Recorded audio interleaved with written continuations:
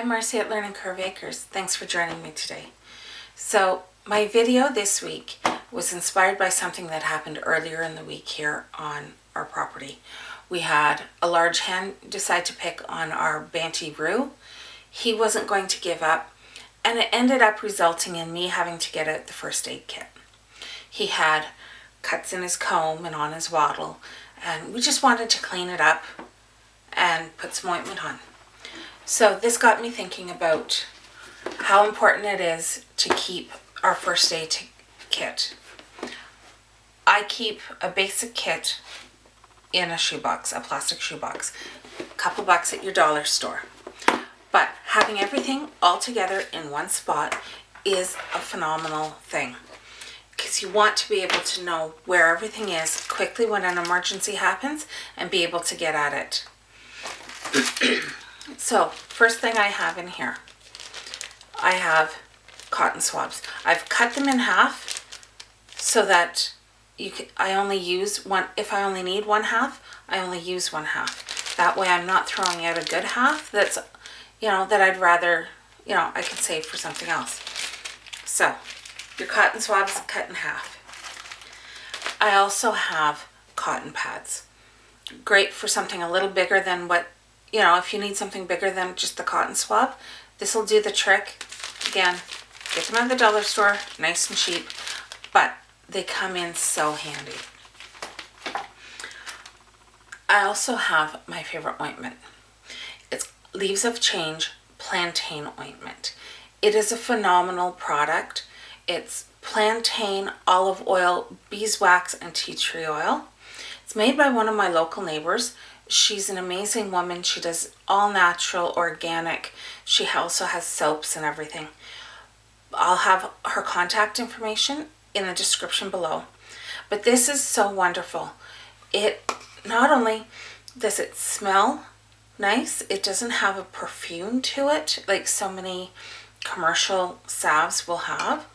But this, I found when I was using this as opposed to other ointments or preventative measures for frostbite, this actually worked. Where earlier on in the winter, my poor roos did get frostbite when I was trying other recommended solutions to preventing it. Another thing I have are these masks. So this isn't for you. This is for the chicken or a duck.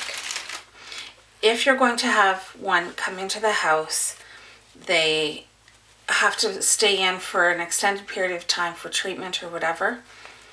This, you can put them in the basement in a room where they're safe. Fluff it out and put this part over their wings. This acts as a diaper, preventing a huge mess that you have to later clean up. Another thing I have is a medicine syringe. So it's got your doses in teaspoons and milliliters on the side.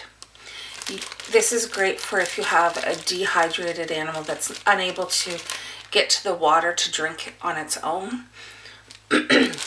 I will use this with mixing up a half liter of water in a water bottle with a half teaspoon of salt and a quarter teaspoon of sugar. Give it a good shake so that it's all dissolved, and then you put this piece here, wedge it into the lid, and this makes it a lot easier so that you're not getting it all over the place when you're trying to get the water out. And then it also has its own little lid that you just pop in at the top. Great if you've got someone who's dehydrated, and especially for baby animals, it works. I have vinyl gloves, disposable vinyl gloves. These are great keeping your hands clean so that you're not putting your hands near any fecal matter that may be caked on a chicken's bum if they've got a problem with really runny poops, or if you're cleaning little babies with pasty butt.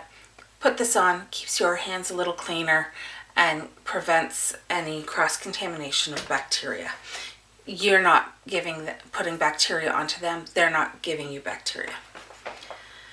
Last thing I keep in the box are a couple of face cloths that I use strictly for my animals, and then a soft cloth. This one's recycled, part of an old t-shirt. But it's nice, it's soft, it's not going to catch on anything, unlike the face cloths might. This won't catch on anything, so especially with a tender area, this is great.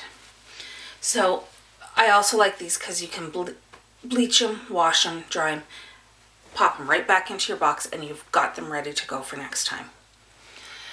So in my laundry room is where I do most of my animal care when they have to come into the house.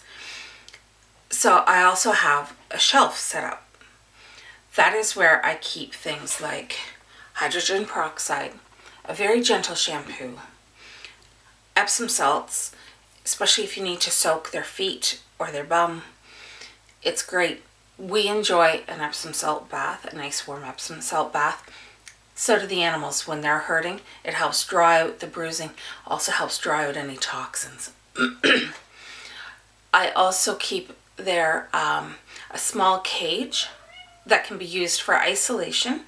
The smaller one is great for the banty chickens or small animals. And then I also have a dog crate that I keep for an isolation cage for larger animals and larger chickens. I also have my towels that are set aside, beach-sized as well as hand-sized, for drying them off after they've had their bath, and then a blow dryer. We don't want to send a chicken that is still wet outside, especially, but we don't want them to catch any drafts. You don't want anything to catch a draft. We don't like getting a draft on our hair when it's wet. They don't like it either. It's not going to help them to heal. So this is by no means an extensive list of what you should have for your first aid. It's a good start. We could always add more. There's always more products out there that can be used for different situations. But this is a great start and can help you get through if you've got a seriously injured animal until you can get your animal to the vet or get a vet to your place. So I hope you've enjoyed the video and you've been able to learn something. And please don't forget to like and subscribe. Thanks a lot. Have a great day, and wishing you all the best in life and love.